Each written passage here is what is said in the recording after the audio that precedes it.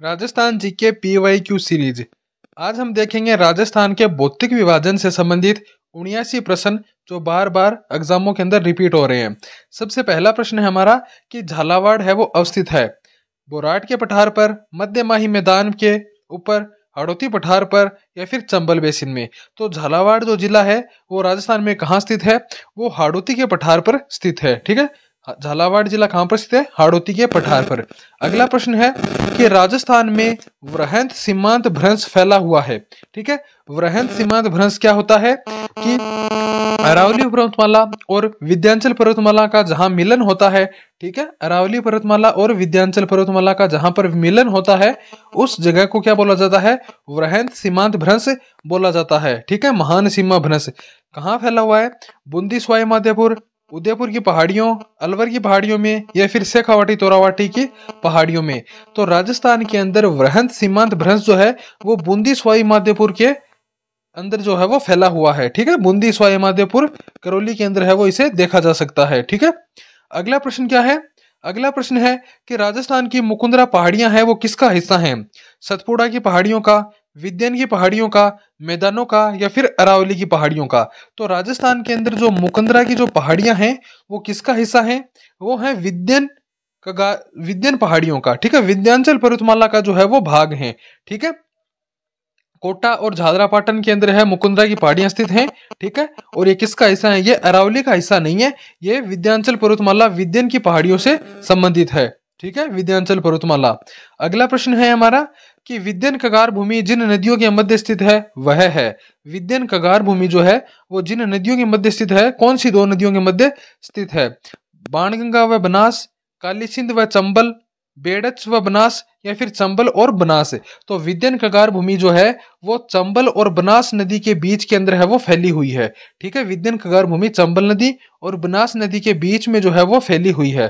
ठीक है, अगला प्रश्न है हमारा कि विंध्यन कगार भूमियां हिस्सा हैं दक्षिणी पूर्वी राजस्थान पठार का, उत्तरी अरावली श्रृंखला का, दक्षिणी अरावली श्रृंखला का या फिर माही बेसिन का। ठीक है, विंध्यन कगार भूमि है वो किसका हिस्सा है? ठीक है, तो किसका हिस्सा हो जाएंगी? ये हो जाएंगे राजस्थान के दक्षिणी पूर्वी पठार का। ठीक है, दक्षिण और पूर्वी पठार का। ठीक है, दक्षिण और पूर्वी पठार का। ठीक है, ये वाला जो भाग है यहाँ पर जो है वो विंध्यन कगार भूमि है वो फैली हुई है। ठीक है, किन दो नदियों के बीच में है? चंबल और बनास नदियों के मध्य है वो फैली हुई है। अगला प्रश्न है कि विंध्यन कगार भूमि किस प्रकार की चट्टानों से निर्मित है? ठीक है, जो विंध्यन कगार भूमि है, ठीक है, बनास और चंबल नदी के मध्य फैली हुई है, यह किस प्रकार की चट्टानों से निर्मित है? बेसाल्ट चट्टानों से, क्वार्टजाइट चट्टानों से, बलुआ पत्थर से या फिर ग्रेनाइट से। तो किससे हो जाएगी? ये बलुआ पत्थर से निर्मित है। ठीक है, विंध्यन कगार भूमि जो राजस्थान के दक्षिण पूर्वी भाग का हिस्सा है, ठीक है, किस प्रकार की चट्टानों से निर्मित है? बलुआ पत्थर से निर्मित है। ठीक है, बलुआ पत्थर की ये चट्टानें हैं। उसके बाद हमारा अगला प्रश्न क्या है कि रामगढ़ पहाड़ी है वो किस जिले में स्थित है? बारा, कोय, झालावाड़ या चित्तौड़गढ़। तो रामगढ़ पहाड़ी कहां पर स्थित है? बारा के अंदर स्थित है। ठीक है, ऑप्शन ए। अगला प्रश्न है राज्य में डेक्कन ट्रेप सेल के समूह विद्यमान कहां पर हैं? डेक्कन ट्रेप के सेल समूह है झालावाड़ कोटा के अंदर, डूंगरपुर उदयपुर के अंदर, नागौर जोधपुर के अंदर या चित्तौड़गढ़ भीलवाड़ा के अंदर। ठीक है, तो डेक्कन ट्रेप सेल समूह कहां पर पाए जाते हैं? झालावाड़ और कोटा के अंदर है वो पाए जाते हैं। ठीक है, डेक्कन ट्रेप सेल समूह कहां पर पाए जाते हैं? झालावाड़ और कोटा में। अगला प्रश्न है कि राजस्थान के किस क्षेत्र में मालवा पठार का विस्तार है? दक्षिण पूर्वी क्षेत्र में, पूर्वी क्षेत्र में, दक्षिण पश्चिम क्षेत्र में या फिर उत्तर पूर्वी क्षेत्र में। तो देखो मालवा का पठार का विस्तार जो है वो राजस्थान में कहां पर है? वो हो जाएगा दक्षिण पूर्वी भाग में। ठीक है, मालवा का जो पठार है वो राजस्थान के दक्षिणी पूर्वी भाग, मालवा का पठार मध्य प्रदेश के अंदर है। ठीक है, तो मध्य प्रदेश के जब राजस्थान से टच होता है तो वहां पर जो मालवा का पठार का कुछ हिस्सा है वो राजस्थान के अंदर भी आता है। ठीक है, तो राजस्थान के किस दिशा में हो जाएगा? दक्षिण पूर्वी क्षेत्र के अंदर जो है वो मालवा का पठार का विस्तार पाया जाता है। फिर अगला प्रश्न है कि घोड़े की नाल की आकृति वाली रामगढ़ पहाड़ी राजस्थान में कहाँ स्थित है?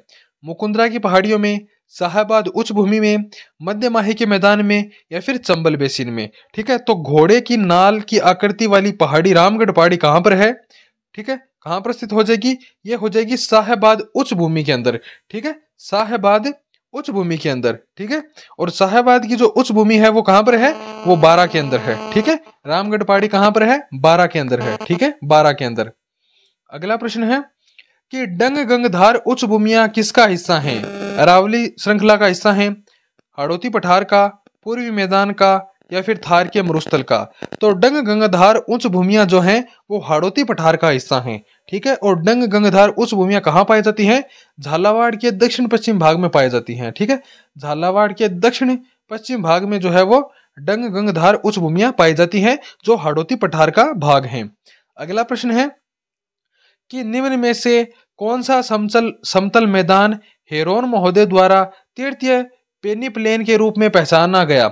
यानी तृतीय पेनी प्लेन किसे कहा जाता है? मेवाड़ मैदान को, छप्पन मैदान को, मालपुरा करौली मैदान को, या फिर बनास मैदान को? तो तृतीय पेनी प्लेन किसे कहा जाता है? मालपुरा करौली का जो मैदान है उसे तृतीय पेनी प्लेन कहा जाता है। किसका हिस्सा है? बनास बेसिन का हिस्सा है, ठीक है। बनास बेसिन का हिस्सा है। एएम हेरोन ने इसको जो है वो तृतीय पेनी प्लेन के रूप में इसका संज्ञा दी है, इसको नाम दिया है, ठीक है। अगला प्रश्न है कि मालपुरा करौली का मैदान किस नदी बेसिन का भाग है? ठीक है, अभी हमने बात की कि बनास बेसिन का भाग है, ठीक है। मालपुरा करौली का मैदान है उसे बनास बेसिन का भाग है, और इसको ही जो है वो एएम हेरोन ने तृतीय पेनी प्लेन कहा है, ठीक है। अगला प्रश्न क्या है कि नालीनुमा अपर्दन सर्वाधिक कहां पाया जाता है? जोधपुर, बीकानेर, सिरोही, या फिर कोटा? तो नालीनुमा अपर्दन सर्वाधिक कहां पाया जाएगा? कोटा के अंदर पाया जाएगा। चंबल नदी जो है वो सर्वाधिक नालीनुमा अपर्दन करती है, ठीक है। तो सर्वाधिक कहां पर हो जाएगा? कोटा के अंदर है वो नालीनुमा अपर्दन पाया जाता है। अगला प्रश्न है कि राजस्थान में कौन सा जिला डांग की रानी के नाम से प्रसिद्ध है? डांग की रानी किस जिले को कहते हैं? सवाई माधोपुर को, जयपुर को, टोंक को, या फिर करौली को? किसे कहते हैं डांग की रानी? करौली को कहा जाता है, ठीक है। डांग की रानी है वो करौली जिले को कहा जाता है। अगला प्रश्न है कि निम्नलिखित बेसिन में से कौन सा उत्खात भूमि शिलाकृति के रूप में प्रसिद्ध है? ठीक है, किस नदी बेसिन जो है उसके अंदर उत्खात भूमि शिलाकृति पाई जाती है, ठीक है। जब नदी बहती है तो इस तरह से जो है वो उत्खात भूमि यानी गड्ढों का निर्माण करती है। Mahi basin, Chambal basin, Luni basin और घग्गर बेसिन। तो कौन सी हो जाएगी? चंबल बेसिन नदी जो है वो उत्खात भूमि शिलाकृति के लिए प्रसिद्ध है, ठीक है। अगला प्रश्न क्या है कि छप्पन का मैदान है वो कहां पर स्थित है? प्रतापगढ़ और बांसवाड़ा के बीच में, बांसवाड़ा और कुशलगढ़ के बीच में, बांसवाड़ा और डूंगरपुर के बीच में, या चित्तौड़गढ़ और प्रतापगढ़ के बीच में? तो छप्पन का मैदान कहाँ स्थित हो जाएगा? छप्पन का मैदान स्थित हो जाएगा प्रतापगढ़ और बांसवाड़ा के बीच में, ठीक है। माही नदी का जो प्रवाह क्षेत्र है प्रतापगढ़ और बांसवाड़ा में, उसको जो है वो छप्पन का मैदान बोला जाता है। अगला प्रश्न है कि राजस्थान का कौन सा भौतिक प्रदेश खाद्यान्न का कटोरा भी कहा जाता है? खाद्यान्न का कटोरा किस भौतिक प्रदेश को कहते हैं? अरावली पर्वतीय श्रेणी प्रदेश को, पूर्वी मैदानी प्रदेश को, बनास बेसिन को, या दक्षिण पूर्वी पठारी प्रदेश को? ठीक है, तो किसको कहा जाएगा खाद्यान्न का कटोरा? पूर्वी मैदानी प्रदेश को जो है वो खाद्यान्न का कटोरा कहा जाता है, ठीक है, क्योंकि यहाँ पर नदियों द्वारा बिछाई गई जलोढ़ मिट्टी है जो अत्यधिक उपजाऊ है। अगला प्रश्न है कि राजस्थान का पूर्वी मैदानी भाग राजस्थान राज्य के कुल भौगोलिक क्षेत्रफल का लगभग कितना प्रतिशत धारित करता है? ठीक है, पूर्वी मैदानी भाग जो है राजस्थान राज्य के कुल भौगोलिक क्षेत्रफल का कितना प्रतिशत धारित करता है? ठीक है, कितना हो जाएगा? 23%, 61%, या फिर 19%, या फिर 13%? तो कितना हो जाएगा? ये हो जाएगा 23%, ठीक है। क्षेत्रफल कितना है? 23% है। जनसंख्या कितनी निवास करती है इस क्षेत्र के अंदर? जनसंख्या है वो सर्वाधिक घनत्व पाया जाता है, जनसंख्या का सर्वाधिक घनत्व पाया जाता है, और 23.3% भाग जो है, ठीक है, 23.3% भाग में है वो यह फैला हुआ है, और 40% जनसंख्या जो है वो इसमें निवास करती है, ठीक है। उसके बाद हमारा अगला प्रश्न है कि निम्नलिखित में से कौन सा नदी बेसिन राजस्थान के पूर्वी मैदानी प्रदेश का भाग नहीं है?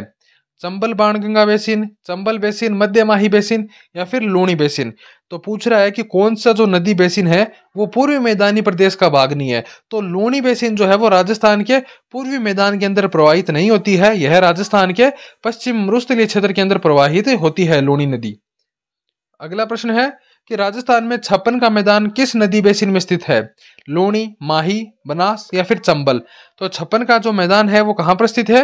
वो प्रतापगढ़ और बांसवाड़ा के मध्य स्थित है, माही नदी का प्रवाह क्षेत्र। अगला प्रश्न क्या है कि निम्नलिखित में से कौन सा नदी बेसिन राजस्थान के पूर्वी मैदानी प्रदेश का भाग नहीं है। ठीक है, अभी ये क्वेश्चन रिपीट हो गए। अगला प्रश्न क्या है कि वागड़ के नाम से किसे जाना जाता है। लोनी बेसिन को, माही बेसिन को, बनास बेसिन को या फिर चंबल बेसिन को। तो वागड़ के नाम से जो है वो मध्य माही बेसिन को है वो जाना जाता है। ठीक है, वागड़ का मैदान किसे कहते हैं, वागड़ का मैदान किसे कहते हैं, माही बेसिन को है वो वागड़ के नाम से जाना जाता है। अगला प्रश्न है कि राजस्थान के बीहड़ जो है वो मुख्यतः किस क्षेत्र के अंदर पाए जाते हैं। बीहड़ लोनी बेसिन में, माही बेसिन में, बनास बेसिन में या फिर चंबल बेसिन में। ठीक है, तो सर्वाधिक जो बीहड़ जो प्रदेश है वो राजस्थान के चंबल बेसिन के अंदर पाए जाते हैं। सर्वाधिक बीहड़ जो है वो चंबल बेसिन में पाए जाएंगे। अगला प्रश्न है हमारा कि हर्ष पर्वत राजस्थान के किस जिले में स्थित है। उदयपुर, नागौर, जयपुर या फिर सीकर। हर्ष पर्वत जो है वो आपका कहां पर स्थित हो जाएगा, वो आपका सीकर जिले के अंदर स्थित है। हर्ष की पहाड़ी कहां पर है, सीकर जिले के अंदर स्थित है। अगला प्रश्न है कि निम्नलिखित में से कौन सा पर्वतीय चोटी और ऊंचाई सुमेलित नहीं है। जरगा की ऊंचाई 1431 मीटर है, अचलगढ़ की 1280 है, शेर की 1597 है और रघुनाथगढ़ की 1055 है। इसके अंदर कौन सा है वो सुमेलित नहीं है। तो कौन सा हो जाएगा, सुमेलित नहीं है, इसमें हो जाएगा अचलगढ़ जो है उसकी 1280 नहीं है। अचलगढ़ की ऊंचाई कितनी है, 1380 है। अचलगढ़ की ऊंचाई 1380 मीटर है। ठीक है, बाकी तीनों जो है वो सही है। ठीक है, अगला प्रश्न है कि अरावली श्रृंखला का उच्चतम शिखर कौन सा है। गुरु शिखर, शेर, जरगा या फिर तारागढ़। कौन सा हो जाएगा, गुरु शिखर हो जाएगा। कितनी ऊंचाई हो जाएगी, गुरु शिखर है, कितनी ऊंचाई हो जाएगी, 1722 या फिर 1727। ठीक है, 5 मीटर का एक मंदिर बना हुआ है, अगर उसको साथ में जोड़ें तो 1727 होगा, नहीं तो 1722 होगा। ठीक है, फिर अगला प्रश्न है कि केवड़ा की नाल किस जिले में स्थित है। सीकर, सिरोही, उदयपुर या फिर कोटा। केवड़ा की नाल जो है वो किस जिले के अंदर स्थित है। केवड़ा की नाल आपके उदयपुर जिले के अंदर स्थित है। ठीक है, केवड़ा की नाल उदयपुर जिले के अंदर स्थित है। अगला प्रश्न है कि बर या फिर बारदरा है वो स्थित है। दक्षिण अरावली, उत्तरी अरावली, मध्य अरावली या फिर मालखेत की पहाड़ी। तो बर या फिर बारदरा जो है वो मध्य अरावली के अंदर है वो स्थित है। अगला प्रश्न है कि घाटोली गेप दृश्य राजस्थान के कौन सी पहाड़ियों में अवस्थित है। दक्षिणी अरावली में, उत्तरी अरावली में, मध्य अरावली में या फिर दक्षिण पूर्वी पठारी प्रदेश में। तो घाटोली जो दरा है वो कहां पर स्थित है। ठीक है, घाटोली जो दरा है वो कहां पर स्थित है, वो आपके दक्षिणी पूर्वी पठार प्रदेश में मुकुंदरा की पहाड़ियों पर स्थित है। ठीक है, मुकुंदरा की पहाड़ियों पर स्थित है। अगला प्रश्न है कि सूरा घाट और शिवपुर घाट कहां पर अवस्थित हैं। दक्षिणी अरावली, उत्तरी अरावली, मध्य अरावली या फिर दक्षिणी पूर्वी पठारी प्रदेश में। तो सूरा घाट और शिवपुर घाट जो है वो कहां पर स्थित हो जाएंगे, मध्य अरावली का भाग है। ठीक है, मध्य अरावली का भाग है। सूरा घाट जो है वो ब्यावर को भीलवाड़ा से जोड़ता है। सूरा घाट ब्यावर को भीलवाड़ा से जोड़ता है। ठीक है, ब्यावर को भीलवाड़ा से जोड़ता है। और शिवपुरा घाट है वो ब्यावर को विजयनगर से जोड़ता है। ठीक है, ब्यावर को विजयनगर से। अगला प्रश्न है कि बर, परवेरिया, शिवपुर, देबारी और सुरा का संबंध है, ये किन चीजों के नाम है। पर्वत चोटी है, दरा है, घाटी है या फिर पठारीय क्षेत्र है। तो बर, पवेरिया, शिवपुर, देबारी और सुरा जो है वो राजस्थान के दर्रों के नाम है। ठीक है, राजस्थान के दरे हैं। अगला प्रश्न है कि हाथीगुड़ा की नाल जो दरा है वो कहां से है, कहां तक स्थित है। ठीक है, पाली को राजसमंद से जोड़ता है, ब्यावर को पाली से जोड़ता है, उदयपुर को राजसमंद से जोड़ता है या फिर सिरोही को उदयपुर से जोड़ता है। तो हाथीगुड़ा की जो नाल का जो दर्रा है वो सिरोही और उदयपुर को जोड़ता है। ठीक है, हाथीगुड़ा नाल जो दर्रा है वो सिरोही और उदयपुर को जोड़ता है। अगला प्रश्न है कि नाग पहाड़ राजस्थान के किस जिले में स्थित है। उदयपुर, अजमेर, अलवर या फिर जालोर। नाग पहाड़ राजस्थान के अजमेर जिले के अंदर स्थित है। ठीक है, नाग पहाड़ पुष्कर अजमेर जिले के अंदर स्थित है। अगला प्रश्न है कि रोजा भाकर शिखर राजस्थान के निम्नलिखित में से किस जिले में स्थित है। रोजा भाकर उदयपुर में है, सिरोही में है, अलवर में है या फिर जालोर में है। तो रोजा भाकर कहां पर है, जालोर के अंदर स्थित है। ठीक है, राइट आंसर क्या हो जाएगा, जालोर। अगला प्रश्न है कि राजस्थान के किस जिले में जरगा पर्वत पाया जाता है? जरगा पर्वत उदयपुर में, सिरोही में, अलवर में या फिर जयपुर में? तो जरगा पर्वत जो है वो उदयपुर के अंदर पाया जाता है। ठीक है, उदयपुर के अंदर है वो पाया जाता है। 1431 मीटर इसकी ऊंचाई है। अगला प्रश्न है कि शिवालिक पर्वतपाद के साथ कंकड़ पत्थरों से भरा क्षेत्र जहां अनेक सरिताएं विलुप्त हो जाती हैं कहलाता है। ठीक है, शिवालिक पर्वतपाद के साथ कंकड़ क्षेत्रों से भरा क्षेत्र जहां पर नदियां लुप्त हो जाती हैं क्या कहलाता है? भाबर, तराई, भांगर या फिर खादर? तो क्या कहलाएगा? भाबर कहलाएगा। ठीक है, भाबर कहलाता है।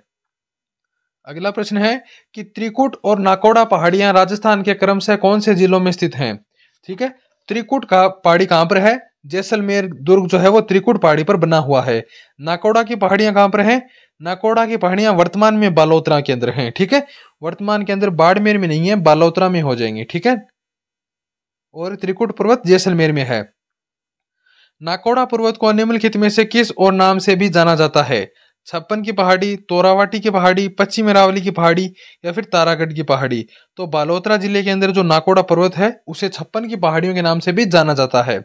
अगला प्रश्न है पूर्वी सिरोही के सुदूर पश्चिम में स्थित कटक जो तीव्र ढाल वाले कम ऊंचे एवं उबड़ खाबड़ हैं क्या कहलाते हैं? गिरवा कहलाते हैं, माल खेराड़ कहलाते हैं, देशहरो कहलाते हैं या फिर भाकर कहलाते हैं? तो ये चीज क्या है? भाकर कहलाती है। भाकर क्या होते हैं कि पूर्वी सिरोही के पश्चिम में स्थित कटक जो तीव्र ढाल वाले होते हैं, कम ऊंचाई होती है लेकिन उबड़ खाबड़ होते हैं, भाकर कहलाते हैं। अगला प्रश्न है कि जिंदोली सुरंग राजस्थान के निम्नलिखित जिलों में से किस में स्थित है? जिंदोली सुरंग जयपुर में है, अलवर में है, उदयपुर में है या फिर राजसमंद में है? तो जिंदोली सुरंग जो है वो अलवर जिले के अंदर स्थित है। ठीक है, अगला प्रश्न है कि बूंदी जिले में स्थित पहाड़ियों को क्या कहा जाता है? गिरवा, मगरा, डोरा पर्वत या आड़ावाला पर्वत? ठीक है, तो बूंदी में स्थित पहाड़ियों को क्या कहते हैं? आड़ावाला पर्वत कहा जाता है। अगला प्रश्न है कि निम्नलिखित में से कौन सा पठार माउंट आबू पर्वत से 8 किलोमीटर दूर गुरु शिखर की चोटी के नीचे स्थित है? पठार बोराट का पठार, मेसा का पठार, उड़िया का पठार या दक्कन का पठार? तो कौन सा हो जाएगा? उड़िया का पठार हो जाएगा। उड़िया का पठार जो है माउंट आबू से 8 किलोमीटर दूर गुरु शिखर चोटी के नीचे स्थित है। राजस्थान का सबसे ऊंचा पठार है। ठीक है, उड़िया का पठार सिरोही के अंदर है। अगला प्रश्न है कि भैंसरोडगढ़ से बिजोलिया तक के बीच स्थित पठारी प्रदेश क्या कहलाता है? छप्पन का, ऊपरमाल, कांठल या फिर टिब्बा? भैंसरोडगढ़ से बिजोलिया के बीच स्थित पठार क्या कहलाता है? ऊपरमाल का पठार कहलाता है। अगला प्रश्न है कि राजस्थान के निम्नांकित में से उड़िया का पठार है वो कहां पर स्थित है? उड़िया का पठार सिरोही जिले के अंदर है, गुरु शिखर के जस्ट नीचे। ठीक है, गुरु शिखर से नीचे। अगला प्रश्न है कि बोराट का पठार है वो कहां पर स्थित है? कुंभलगढ़ से गोकुंदा, कुंभलगढ़ से जयसमंद, गोकुंदा से जयसमंद या जयसमंद से भैंसरोडगढ़ के बीच? तो बोराट का जो पठार है वो कहां पर है? कुंभलगढ़ से गोकुंदा के बीच। ठीक है, अगला प्रश्न है कि राजस्थान के निम्नांकित में से किस जिले को उड़िया का पठार स्थित है? अरे एक सेकंड, ये रिपीट हो गया। हाँ, लसाड़िया का पठार राजस्थान के किस जिले में स्थित है?